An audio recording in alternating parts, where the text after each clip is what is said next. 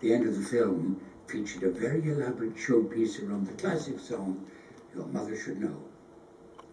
The Beatles appeared in smart white suits as they descended a specially built staircase backed by dancers from the Peggy Spencer formation team.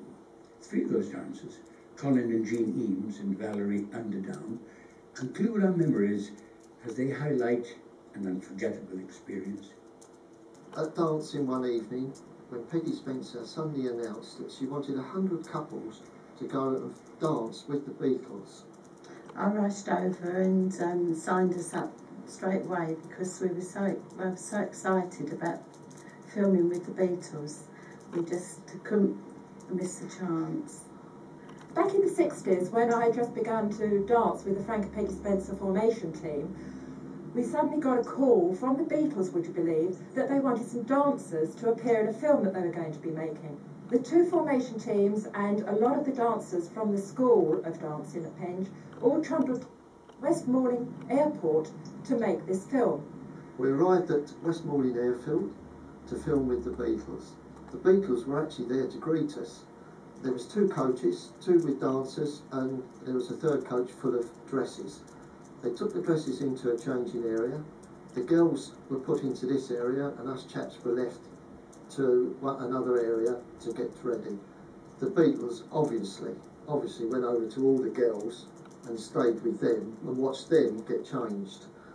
And the girls were over the moon with that. They were all over them. Anyway, they emerged a little later and we all went down to the aircraft hangar where we would run through our routine several times.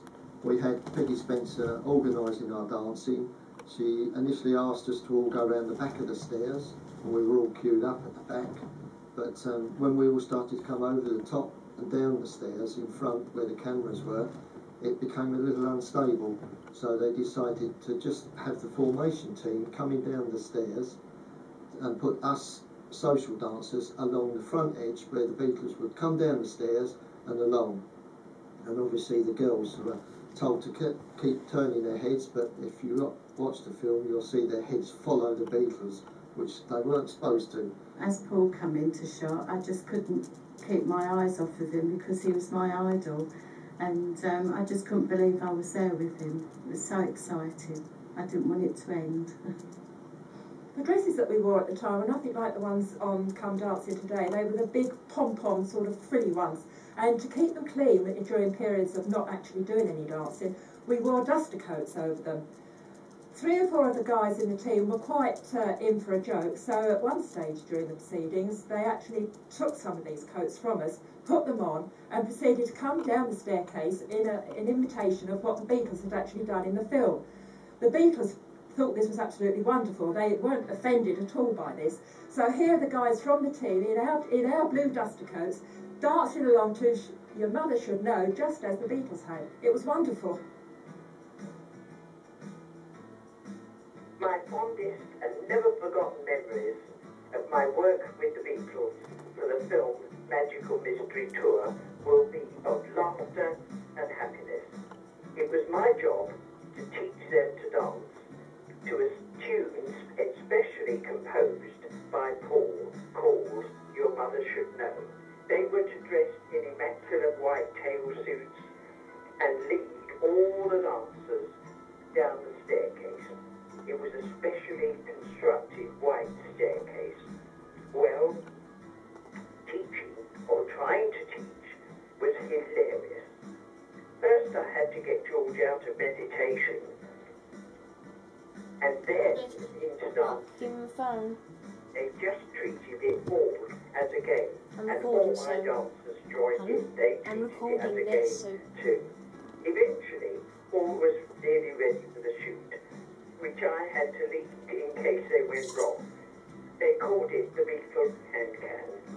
We all had a great time dancing down the staircase from heaven, laughter all the way.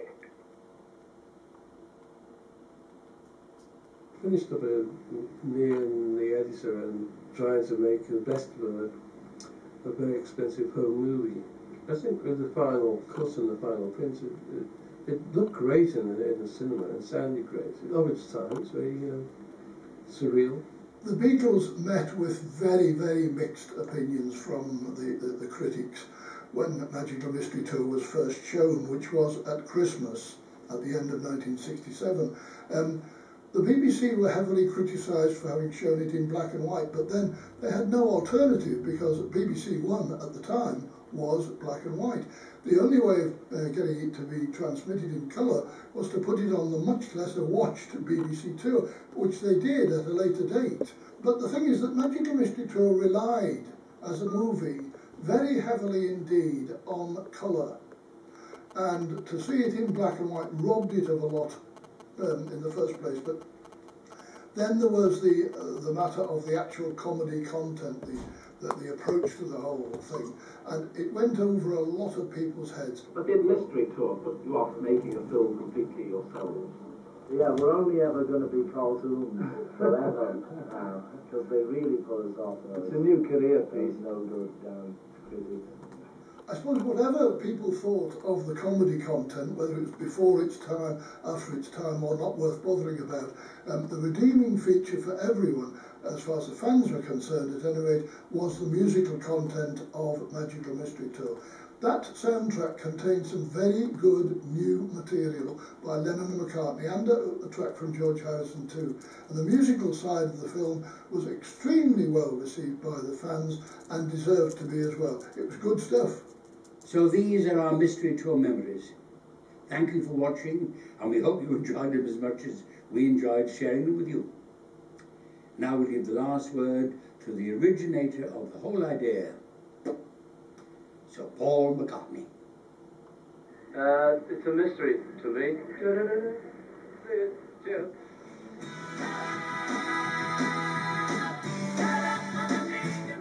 Roy Orbison, the Birds and the Supremes make their